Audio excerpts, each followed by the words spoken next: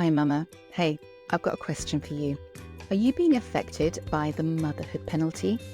Did you know that mums overall end up being traditionally less successful, yes, than men, but also other females who ended up not having children? My name is Elizabeth Gulliver, and I consider myself a mum championing mums. And I would love to capture the attention of women who have raised young children and who are now getting a little bit of time back for themselves. But instead of allowing that time to be sucked up by what's nearest and most convenient, let's look at how we can create a life that means that the rest of your life you're living from a heart-centered space and that you're living your dreams. Now, I'll be interviewing mostly mums who have gone through this period and who are now doing amazing things. So if you are a morally and spiritually focused feminine mama who enjoys traditional family values, this will be great for you. Now, it's my podcast and I love talking about femininity as well. I love talking about spirituality and I love talking about the whole family and how we can win together.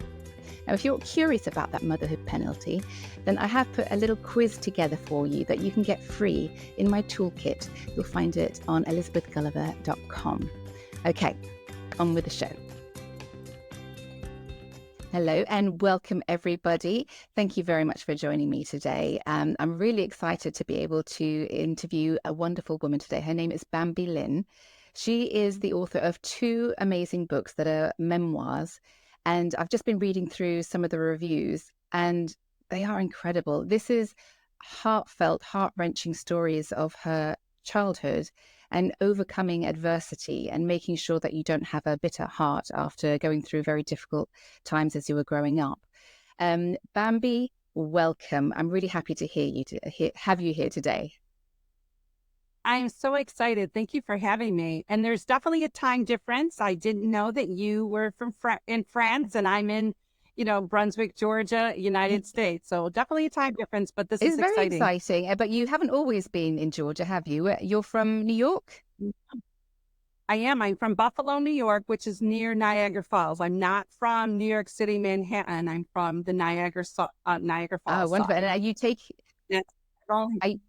I've only been here for 1.5 years. Wow. Okay. So you've actually got 6 children and 13 grandchildren, haven't you? So I'm assuming you did all your child raising back in the New York area then? I did. Yes, everything was done in New York. I am a mother of 6 adult children, 4 daughters and 2 sons. A lot of that time I did as a single mom, and I have been blessed. When I turned 40, which people had said to me all the time, that 40 is your promised land. It's, you spend all these years in your 20s and your 30s wandering around, trying to find yourself, trying to, know who you are. And then at 40, it's your promised land. It's like, kind of like the story of the Israelites coming into the promised land. And I think that that's what 40 did for wonderful. me. And I became a nana at 40. Wow. Okay. And so talking about motherhood, tell me a bit about your journey with motherhood. Did you find it easy? Did you find it hard? I don't know if any mother has said that motherhood is easy, because motherhood is the greatest love that you'll ever experience, and also the greatest heartache you'll ever experience. And motherhood is 1 minute your children love you, the next minute they can't stand you, and your heart breaks. But then they come back and all your pieces of your heart are just on the ground. And then your children come back and say, "Oh, Mommy, you're so beautiful." And then your heart mends again. So motherhood has never been easy. I became a mother as a teenager. I was 17 years old when I became a mother. And that time in my life was a very dark moment in my life. And I'm so glad that God saved me, because I had tried to commit suicide. And then I found out that I was pregnant for my daughter.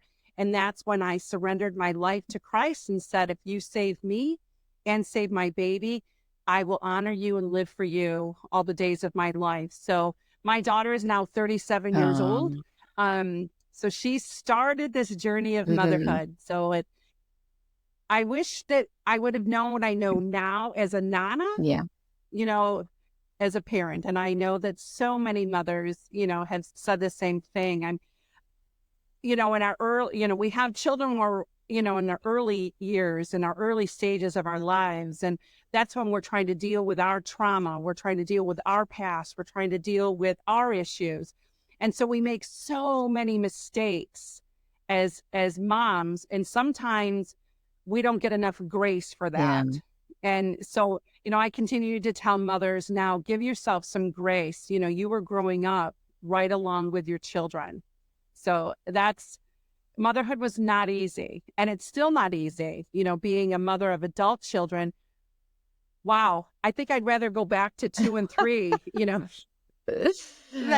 adult children. Wow, wow. And is some of the period that you were a mother in your book, The Journey of Josephine, the doll that mended a broken heart, that's the one that was your first book, I believe? It was my Yeah, first and book. does Yes. that span, because that obviously had your childhood, but did it span also some of the child rearing days for you? Yes.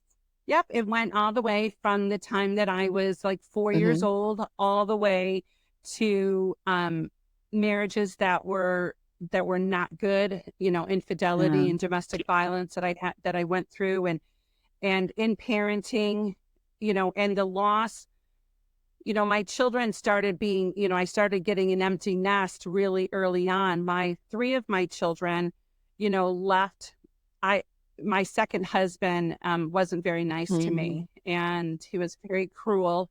And so three of my children went back to live with their dad, and crushed me. In fact, crushed me so much that put me into a deep depression that I actually went into early menopause. Wow. So I went into early menopause at 33 years Wow. old because it devastated me to have, those three children, Yeah. leave and never to come back. And so I think that was part of motherhood too, is that there is a lot of loss Mm. for us as moms. And sometimes motherhood doesn't look the way that we dreamed it in our heads. And we try so hard to give our children something better than what we had. And sometimes it just doesn't work out that way. And I talk about that in my book of the loss of my three Yeah. daughters. That was a devastating, loss. And we're still trying to rebuild that, because what happens with our children, if you don't have those memories, and if you don't have those occasions to continue to build, like with your daughter, you go pick out prom dresses, you're dealing with their graduations, their dating. Well, if you as a mom didn't get that opportunity to be part of that, the relationship when they grow older becomes more conditional and becomes more that they don't need me because they didn't build those Oh, memories my with me. goodness. So that has been So extremely how old hard. were they when they went to your ex-husband? 15, my oldest was 15, and then 14, and then 12. I see. And so what is your relationship with them like now? Did you say that you're starting to rebuild? So your relationship hasn't been I rebuilt have yet? I have a relationship with one of them that has two of my grandchildren. But two of the other ones, have not spoken to me in 2 years. Wow. So would you mind sharing, what did your ex-husband do to put them against you so badly?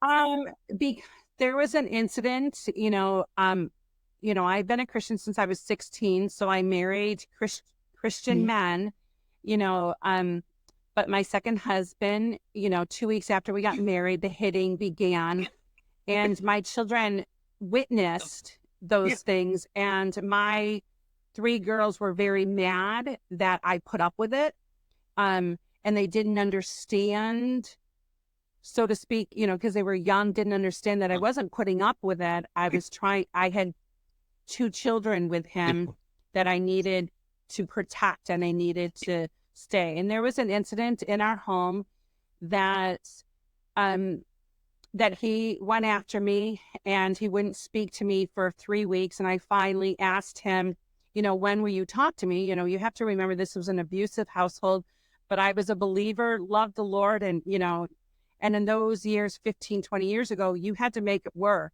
You had to pray more. You had to seek God more. You had to, silence yourself more. And He told me the only way that he would speak to me is if I apologized to him in front of my children and told my children that it was all my fault because I needed to submit more to him. So, to keep the peace, You did. I did. And my daughters, that devastated my daughters that I did that. And 2 weeks later, 2 or 3 weeks later, I get paperwork sent to me that they were going to move in with their dad. Wow. I'm still confused as to, Yeah. so they were upset with you for having given in to your husband. Yes. And giving into them, they felt like, because they hadn't formed their personal relationship with God. Plus they weren't married. They didn't know, the ins and outs of things. But that moment that I did that, they felt like I picked him, over them. Oh, really? Okay. I didn't quite get that from the story. So that they were upset with you because it seemed like you picked him, but then they went with him. No, they went with their dad. This was their Oh, okay. stepdad. Sorry, the penny's dropping now. That's okay. That's okay. That's okay. They moved back in with Okay. their dad, my first I husband. see. Oh, I'm so sorry. My Yeah. goodness, that I can't imagine. But years later, now my children are all married. There has been some forgiveness. There has been some, you know, moments of them understanding, what I was going through and how I was trying to protect, my twins that I had, but they don't understand, like, just like I didn't understand my mother when she stayed with my Right. dad. I didn't understand that either. You don't understand things like that until you have to walk through Yes. them and until you have to And it experience could, them. But it did put a damper, on our and lives and our did you say that relations. all three of the girls, do all of them have children now? Because you They have do. 13 grandchildren, don't you? And Yes. Yes. So there are four of them that I have. I have one little girl from one of my daughters that I've never met, and she's 3. And then I have my other daughter, she married somebody that had a mhm. child, and I have not seen my grandchildren, my my grandson and my granddaughter for 5 years now. Wow.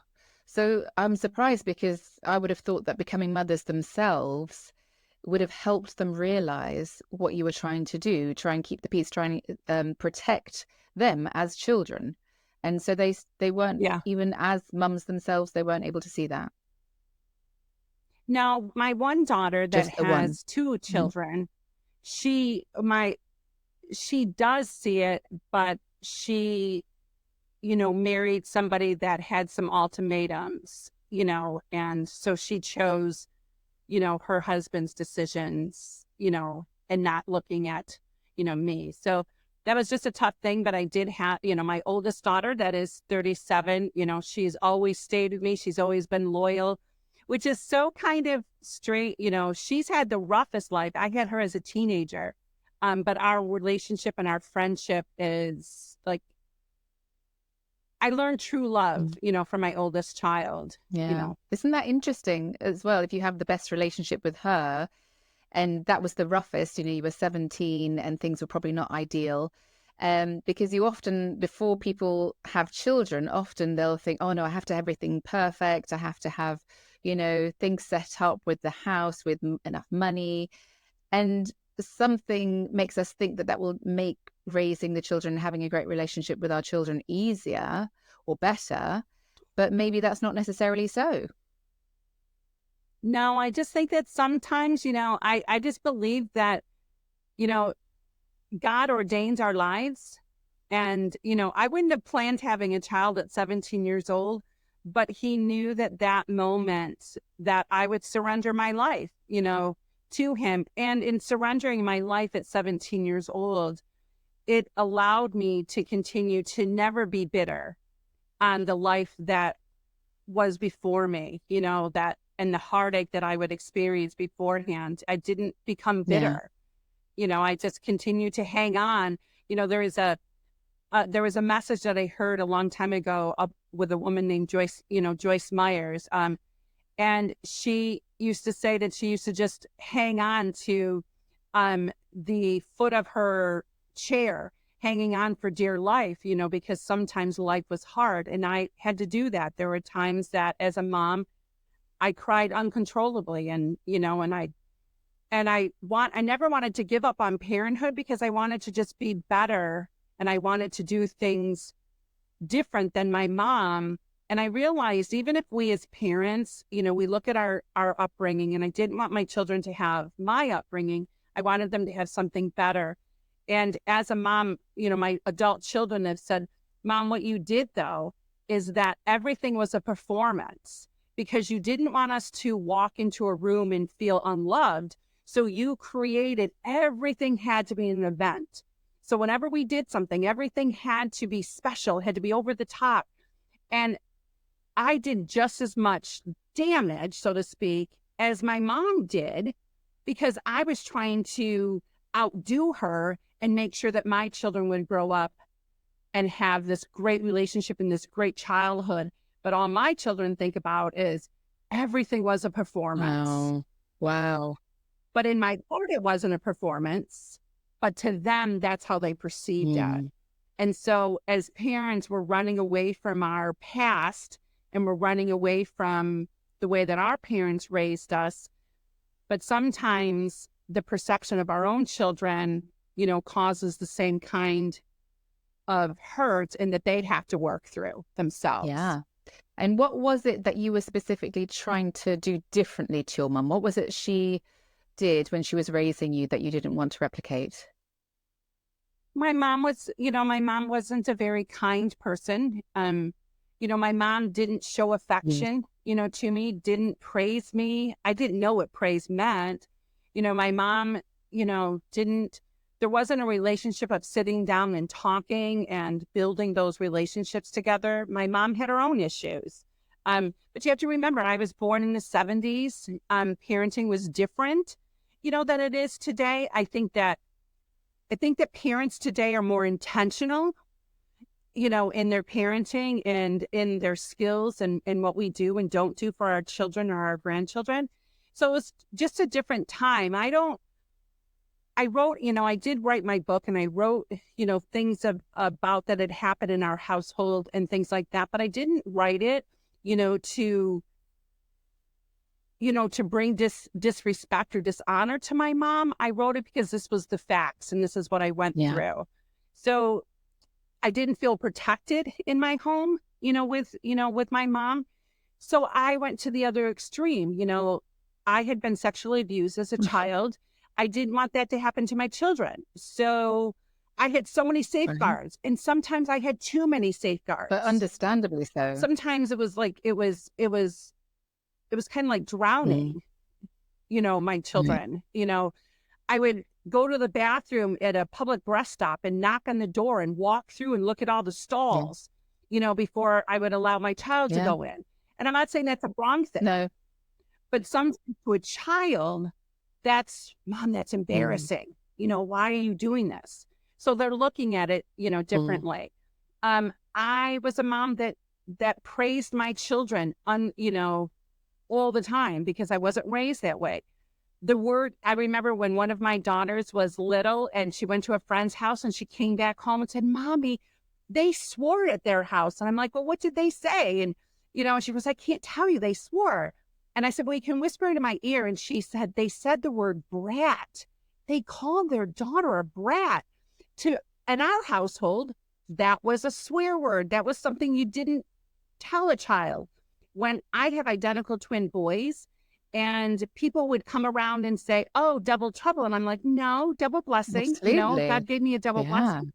So but to a child, and sitting around Thanksgiving dinner as an adult, my children are like, Mom, that was, that was extreme. Yeah, you didn't need to do that. But to me, I just was trying to plant life into them. I was just trying to plant affirmation into them. But their children take it, Mom, you're a little extreme. It's just that people do say double trouble. That's just what people say. You didn't have to like stop them, go, oh, please don't say that. My children are a double blessing. And looking back, it might have embarrassed my children, but I just was intentional to make sure that my children knew that I loved them and I was always in their corner and I wasn't going to allow people to speak negativity or death into their Well, that's so lives. fascinating because I'm listening to you thinking, well, that's the right thing to do. That's the right thing to say. That's the right way to raise your children. That's the right way to protect your children. So it's very interesting that they came away not feeling like it was a good thing that you were doing. I that's what, and I homeschooled Uh-huh. my kids for Wow. 27 years, so everything that I did was that I just wanted to raise kingdom Uh-huh. children. I just wanted them to know the love of Christ. But I do know for the beginning of my children's lives, especially my daughters, I was a very law person, black and white. I just gotten saved, just became a Christian, and I wanted to make sure that Jesus knew saving me was a good thing. So, and I don't know if your audience, if that will make sense to them, but I felt like God had a baseball bat in the corner and was waiting for me to Okay. fail, so Uh-huh. to speak. So I wasn't going to Right. fail. I had to do everything Right. perfect. I had to do everything right.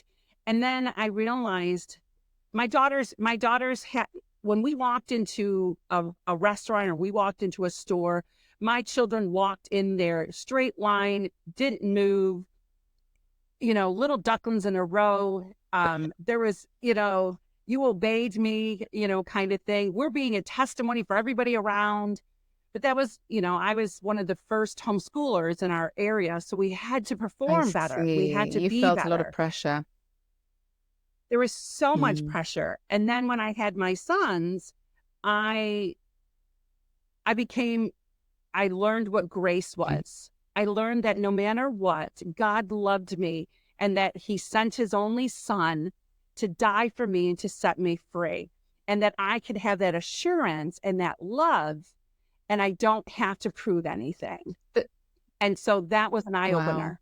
Am I right in saying in your second book, The Treasures of My Heart, that you go into a lot of these ideas of God having put treasures for you to find throughout your lifetime in your heart? Is that Absolutely. right? Absolutely. Yep. It was the whole concept of the treasures of my heart was knowing that in the midst of the storms, in the midst of our times in our lives, God puts treasures. And those treasures don't show up until he Mm. reveals them. But if we look back through the storms of our lives and we look back through the heartache and the pain that we went through, and we sit back, we can also see that God provided. We can also see that God gave us a gift. My children were, um, for a lot of the years, I was a single mom, and those were hard years. Those were tough years. Those were years of Mm. poverty, years of, trying to make it work, as a single Yeah. mom. And I still look back at some moments that, my children would pray for peanut butter, and God would bring a case of peanut butter to our house, Wow. or, things that things that we can look at in the storm is tough. The storm was, it was a monsoon rain like it rains in Mm. Georgia. But when the storm is over, you could look at the storm and you can see the peace that passes all understanding. You can see God's hand at work, and you wouldn't have received those treasures if you hadn't gone through that Mm. storm.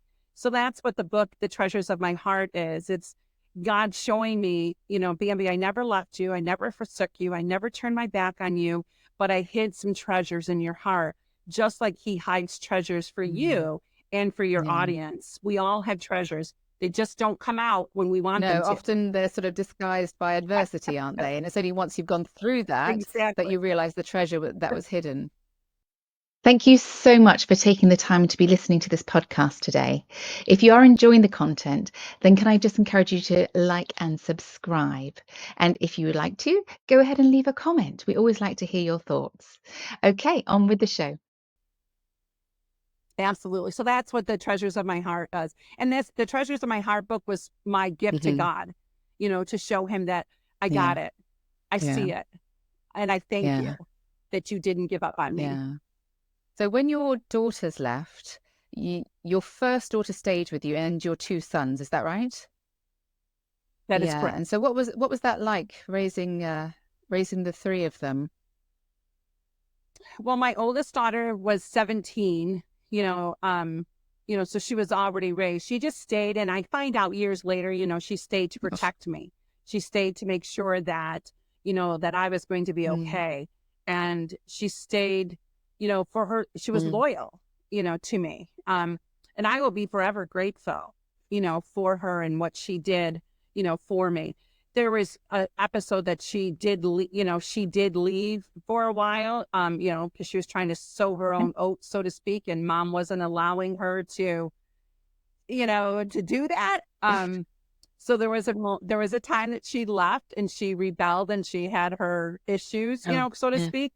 Um, but she always Mm, came back. She always came back and protected me, and she always came back and believed in me. She's always been the one in our family that has stuck up for mm, me, and and the understood the sacrifice, that I made. And I think that she knows, because her name, means little. Her name is Amber Renee, and it means little flame reborn. oh, Um, and so she knows that she was my salvation baby. So I think that there was so much life spoken into her that she walks around as a very confident, woman.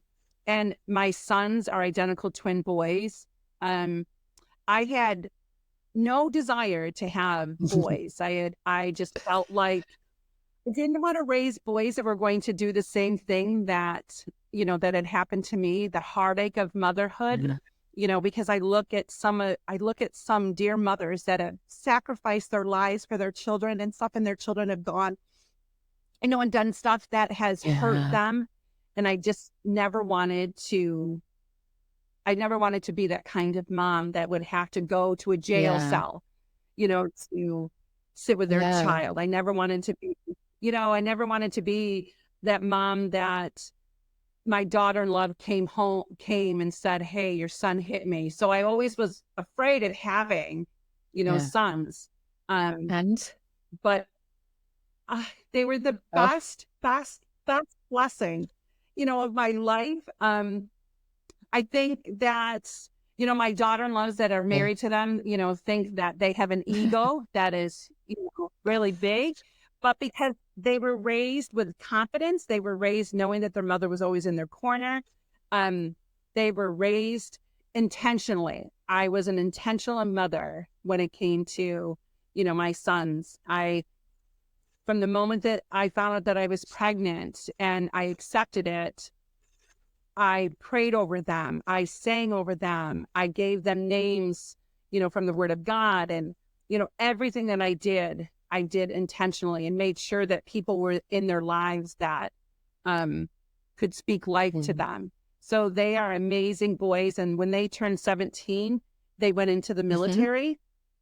Um, and that was the hardest and most sacrificial thing that I've ever done as a mom.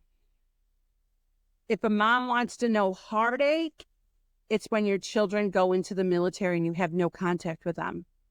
And they were they were the last in my family, and now I was alone. right.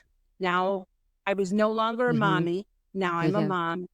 The walls in my house I could only hear the laughter. Mm, But it was no longer there. I could see them sitting at the table trying to do shenanigans in the neighborhood and with their friends, but I no longer experienced anymore. and so what was that like? How Then did you um change from being just an empty nester to a successful author?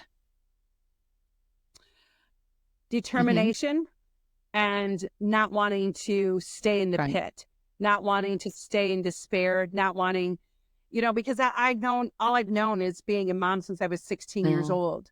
So I didn't know anything mm, else but to be a mom. I didn't have an hmm, education, because I was a mom. I did homeschool my hmm, kids and I did it with hmm, determination. But, you had said before, before our interview even started, moms, sometimes we give up on ourselves.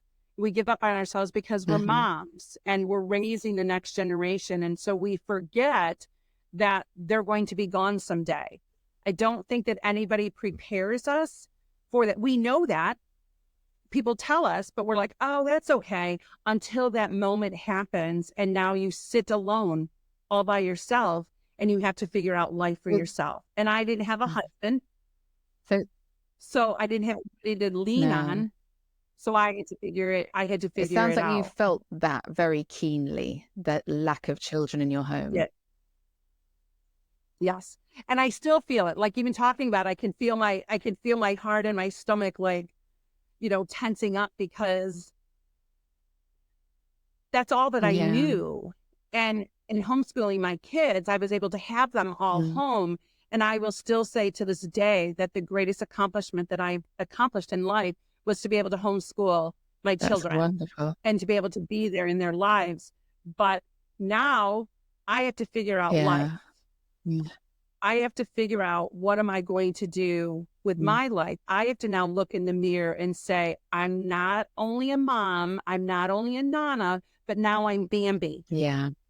And who is Yeah. Bambi? And I think that transition for mothers is Yeah. huge. And if you don't have a partner in your life and you're all alone having to figure Hmm. it out, that's really tough. And sometimes even like, I lost a grandson. Sorry. And I had to grieve that alone. Yeah. All of my children had spouses, everybody had somebody. And when I heard that my grandson had passed away, I was in New York City all by myself. And so I had to be at a hotel room all by myself to grieve that. And I think that sometimes people don't understand that as single moms, we walk it all by Yeah. ourselves. And there needs to be some grace, and give yourself that grace. Yeah. Bambi, I don't know how you did it. I don't know how you homeschooled children. I'm homeschooling my children at the moment. I find it very difficult. But you did that as a single mum. You did. That's incredible. That's absolutely incredible. And then obviously that was your whole world. And so you had to rediscover Hmm. yourself when you were no longer, well, obviously you're always a mum, but you weren't a mum to children that needed you. They had their own lives. And so what advice would you give the mums out there who are at that critical moment where they are able to think of themselves so that instead of either just identifying as the empty nester or feeling like they're over the hill or just doing what's really convenient, and how can you inspire mums so that they will start to think of themselves in terms of what is in my heart that I want to bring to the world? What goals do I want to achieve? What would you say to those mums? I would say first, Hmm. grace, grace, and more Okay. grace. Give yourself grace. Give yourself a grieving time. You've given up your whole life, 20, 25 years of your life has been being a mom, has been being a Mm. mommy. Now give yourself some grace, give yourself some time to grieve, and give yourself time to really experience that, because I, it's kind of like a Mm. death. It's a death of one thing, it's like a death of a dream, to have another dream. You have to be willing to um set that aside and say, I did it. Thank you. I'm excited that I did it. Thank you for the time. And now find yourself. Find what you like to do. Find the passions that you have. Mine was writing, and traveling. I traveled 42 states in, the United Wow. States. And it was me and building new Mm. friendships, taking yourself out to that spa, and sometimes you have to do things intentionally, and you have to do things gradually. We can't just fall into this and just pick up the pieces and not forget that it takes some time. I'm I've been an empty nester now for, see, my sons have been gone 9 years. So I've been, I'm on the other side that I can now breathe and I can now like go on vacation by myself. And, this Christmas, I said to my kids, I said, you can either have me on Thanksgiving or you can have me on Christmas. You're not having me both this year. So what do you want? So they said, oh, we'll take Thanksgiving. So that next day I booked a cruise. Wow. Yay. That I'm going on a cruise, for Christmas. Lovely. And then 2 days later, my oldest daughter calls me. She goes, Mom, guess what we're doing? I'm like, what are you doing? And she goes, we're going on the same cruise as you. And I'm like, I'm not babysitting. That's hilarious. This is my cruise. So they still wanted you for Christmas and they were going to have you for Christmas. And I said, I'm not babysitting my grandchildren. And sometimes, take up if people, I hang out with every Tuesday night, I hang out with women that are all older than me. They are between like the ages of 62 and 91. Some of them just started writing at 70 years old. They became an author. Brilliant.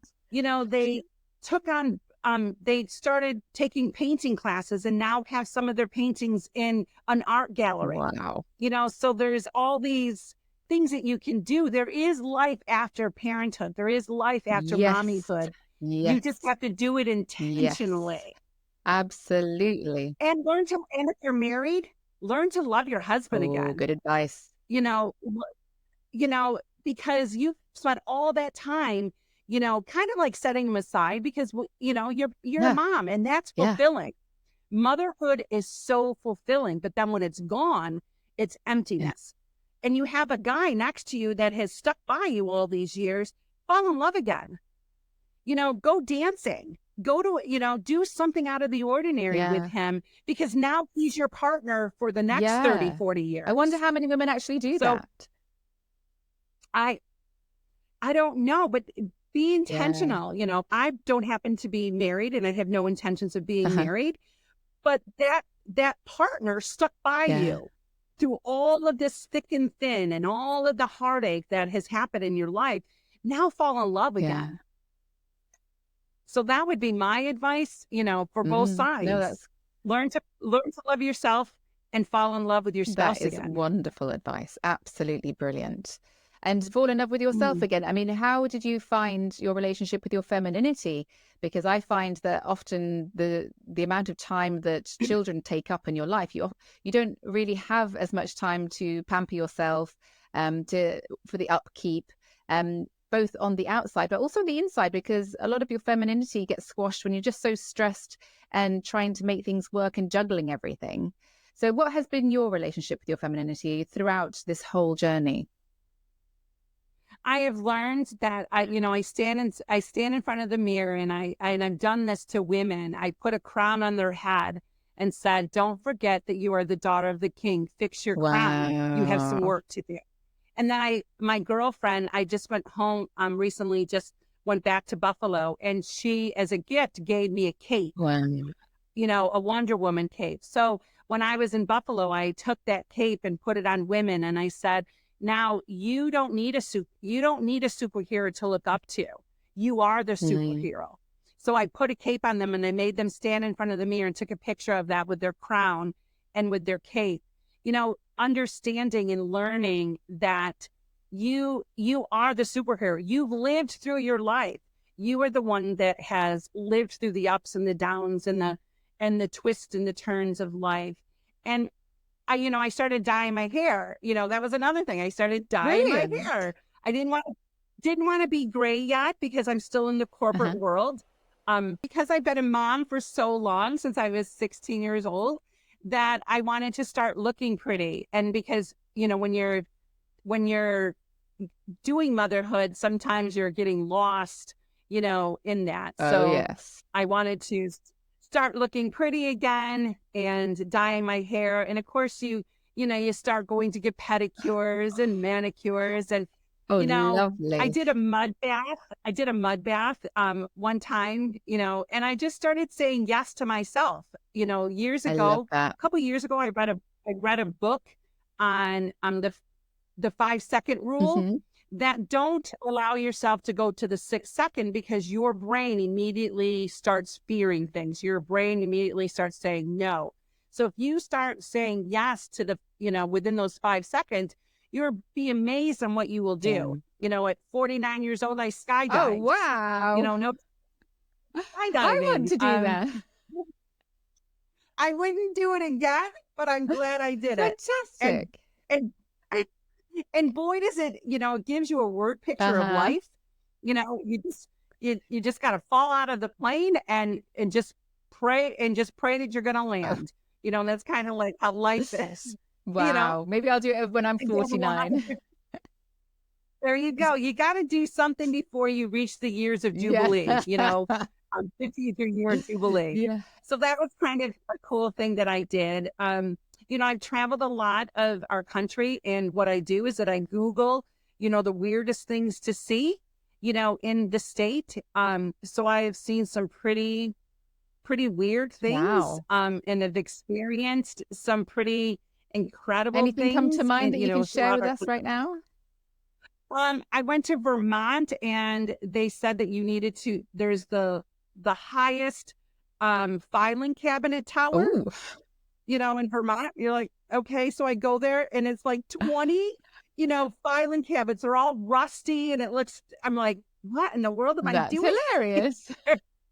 You know, I went to the Ben and Jerry's cemetery, where all of the ice creams, die, that didn't make money on them and stuff like that. They Oh, actually have so that was kind of cool. I've traveled, I've gone to the Brooklyn Bridge, I've gone to the San Francisco bridge, I've gone into a mud bath, I've gone to a lot of different mm, wineries. I've I did skydive. I've also, done things, traveled by myself. There's just so many different things that you can see across our country. That I saw the biggest cow, in North Dakota. It's this big was it? monument, Oh, and okay. it's called the Big. So it's like a statue. It's like a I, statue, I like a thought it big was some monument. freak cow that actually. I know. And I've driven in between buffaloes that are grazing in their land, Oh, and opened my window and lovely. got to touch a real Mm, buffalo. So you just learn to just enjoy life. And I stop people, to take pictures of me, because I'm by myself. So I will stop people and say, hey, can you take a picture yeah. of me? And if I take a picture of them, I've started, turning the camera around and taking a picture of me first and Yeah. then them, so that they'd have me that took their Yeah. picture. Yeah. Absolutely. You And so I love this. and then I started. And then you started writing, but you gave yourself permission. You started saying yes to yourself, the 5 second rule, Yes. and by doing that, you have explored so much and had all these new experiences. And so, when did you decide that you were going to start writing? Well, I'd always knew that I was going to write a story. I always knew that I was going to write my memoir. But every year, my birthday is on January 8th, and every year um I would go to some kind of water, some kind of beach or something like that, and I would go and I'd ask God, is it time for me to write? Ah, And it wasn't until 2 years ago, when I went to the beach in Georgia, which is kind of funny. I lived my story in Buffalo, but I wrote my story in the South. right. Do you So think that had anything I to went do with it, there. like changing your location? Did that maybe change some kind of energy that then propelled you in to start your writing, perhaps? Looking back, I'm thinking that it did, Mm, because I lived my whole life in Buffalo and lived all of the trauma and the turmoil and the brokenness, in Buffalo. And when I came to Georgia, I didn't have that support system yet. I didn't have those friends yet. I didn't establish a community yet. So I think I look back and think, yeah, that definitely, it was a new surrounding. And it took me 3.5 weeks to write my first book, because it took me 54 years to live it, yeah, So I knew exactly what I was yeah. writing. I didn't stop until it was done. And then I had it then I hired an editor and had it published. It was a year ago on June 9th that it's been, out. So, Wow. and I've sold to being a self-publisher, I self-published. To be a self-publisher and sell, almost 600 books is pretty That's good in a year very good. Yes. Hence, for a all those self-publisher. 5-star reviews I was reading. Everyone loves it. Yes, it's a tearjerker. And I wrote my book because I wanted other women to have permission to write Yeah. theirs. Sometimes we need that permission to say it's okay to share our story because we all have skeletons. We all have trauma. We all have brokenness. It may not be as an extreme as mine, but we all have And them. And so if you... I was just thinking that your Go ahead. website, does it not talk about healing through sharing your stories? Which I think that's Yep, amazing. it is. My website is Healing Through Stories. And I do have women, give their testimonies or, their stories because nobody just wants to hear yours. After a while, people have heard mine. My friends have all heard it. Now it's time to reach out to allow other women to tell their story. And it's a safe place. It's a safe place to write your story. And it's a safe place for it to be the first step because not everybody's going to write a book. But I wrote my story so you would write yours. So I wrote my story so you would lock arms with women and to become a tribe and know that we're not that's alone. so generous. So for women who are listening who feel like maybe writing their story would help them heal in some way, is maybe the first step just logging onto your website? They can definitely log on my website and they can see different blogs that I have written or different blogs that other women have written. And sometimes that's the first step that, is being able to write it. Or sometimes, we have an app on our phone and we have a microphone that sometimes I didn't necessarily write. I spoke into my, my microphone because sometimes I needed that feeling. I needed to be able to hear it back. And in writing, when I wrote my book, The Journey of Josephine, and then I received it and I sat on my bed and I took 6 hours reading the book. I closed it and I realized I didn't know that woman anymore. Wow. Is that because of the healing? Her. The healing, yeah. Like I wanted to hug her and I wanted to tell her that it was going to be okay. And I think that that's sometimes what journaling does. Sometimes that's what writing does. It's because it takes you on this path that you can look back to the first chapter and say, whoa, I went through that. Wow.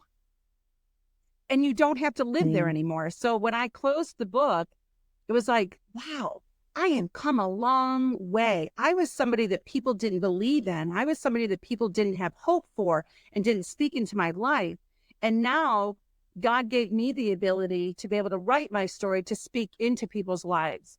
I don't want women when they come in the presence of me, or if I'm in a room, I never want a woman to ever feel the way that I have ever felt in my life. And I will do everything I possibly can do to make sure that you walk out of my presence saying, wow, that woman spoke life to me. Wow, that woman gave me a word. Wow, that woman, transformed me and she changed me, through her testimony. Yeah. I lived a painful life and I don't want anybody else to live a painful life. And that's why I write. That's fantastic. And so maybe women who are going through that painful life, they can try journaling. They can try writing their story.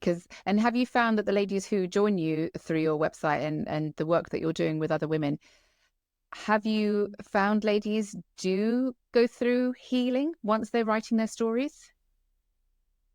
Absolutely. And, and you don't have to write your story even in words. In the beginning, what I used to do is that when magazines were more popular, I would cut words out of magazines and like paste them on a board or something to show me, okay, this is what I am. This is not who I am. You can journal in other ways there. It's not just about writing, because sometimes people don't want to write. That's not their ability. You can journal in other ways. You can journal in learning how to cake bake, and decorate cakes, that it tells your story. There's so many things that can tell your story into who you are and where you're going, that it doesn't just have to be, with a pen and a paper. Yes, definitely.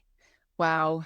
What a story you have. And so maybe you can give us a couple of tips. So for the mums that are listening and they're going through a stage where they are actually starting to get a little bit of time back for themselves, can you tell me when you were going through that stage yourself, what did you not have that in hindsight now you feel like if you've had that tool, whatever it might be, would have actually helped propel you along quicker? Is there anything you can think of? Well, I didn't have a man. No, you know, I had to do it all by myself. Yeah. And one thing that, my children have learned is that because I had gone through so much and I've accomplished, so much, is that I didn't have grace in my life. People saw me as this person that could conquer anything. They didn't see the feelings, on my sleeve. And so I didn't get a lot of grace for what I had gone through. People didn't look at me as a survivor of anything. And so that was really tough. And the other thing that was tough is that my son had said to me just recently, I had a conversation with him, and he said, Mom, you picked up everybody's crumbs because you thought that's what you were worth. And I want women to know you're not the crumbs that are on the ground. You're not the half of the peanut butter and jelly sandwich. You are not that. You are worthy to be yourself. You are worthy to have a voice. Yes. You are worthy enough to stand up and say, I am alive. I am a woman and I am alive. And I think that sometimes because we are so caught up in everything else in our lives, we die to ourselves. And sometimes God's saying, it's time to rise, daughter. It's time to rise and time to find yourself and to understand that you are royalty and understand that I have a plan and a purpose for your life, a plan to prosper you and not to harm you, but to give you a hope for your future. And just like Esther, we are born for such a time as this. You had this season in your life and now that season's over. Now you have a next season in your life and embrace that next season. Don't grieve that you're not part of this other season anymore. Grieve it and then let it go and start the new journey, start the new chapter, start the new adventures because they're out there. But you just have to be willing. You'd have to be willing to take that one step and then that next step and then that next step and to believe in yourself. It is your time now. It is your time to shine. It's your time to become. It's your time to write that next chapter and to see who you are always created to be. We're not just moms. We're not just wives. We are people. We are women, and we are women of God, that God has that purpose for our lives. Bambi, you've just given me the shivers. I love all of that. Thank you so, so much. I really, really enjoyed talking with you today. You are really an inspiration. And for anyone who wants to read about your journey, you have those 2 beautiful books out that can be ordered on Amazon and I'm assuming other places as well. It can be ordered on Amazon, especially because you are from, you're from England. So I don't want to send my book from my website, So you can absolutely order them from Amazon, and any bookstore. You can order it from any bookstore. And you can also order it on my website, healingthroughstories.com, and I will send it out and it will be a signed copy. Brilliant. And of course, anyone who's listening, they can also visit your website if they want to sort of be more involved in what you do, healingthroughstories.com. Absolutely. Okay, wonderful. Bambi, you are amazing. Thank you so, so much for spending the time with us today. I really appreciate it. Thank you so much for allowing me to be here. It's an absolute pleasure. And I hope you have a wonderful day there in Georgia. Thank you. Until next time. Bye-bye.